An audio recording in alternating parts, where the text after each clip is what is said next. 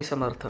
आता 13 तारखेला होळी आली आहे आणि म्हणूनच त्याबद्दल होलाष्टकात शुभ कार्य करणे का वर्जित असतं याबद्दल मी सांगणार आहे. परंतु त्या अगोदर होलाष्टक म्हणजे काय हे आपण समजून घेऊया.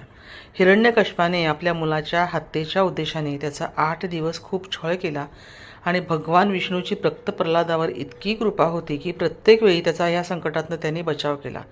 8व्या दिवशी प्रल्हादाची आत्या होलिका ही तिच्या मांडीवर प्रल्हादाला घेऊन बसली आणि अग्नीमध्ये बसल्यानंतर होलिकेला अग्निदेवाने न जळण्याचा आशीर्वाद दिलेला होता. परंतु भगवान विष्णूच्या कृपेने प्रल्हादाचे प्राण वाचले आणि होलिका मात्र त्या अग्नीमध्ये जळून भस्म झाले.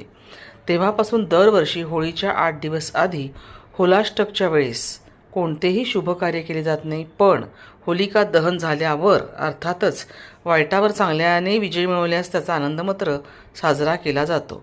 मग आता अशी ही होलाष्टक म्हणून हिला होलाष्टक असं म्हटलेलं आहे. तर मग त्याच्यात कुठली कामं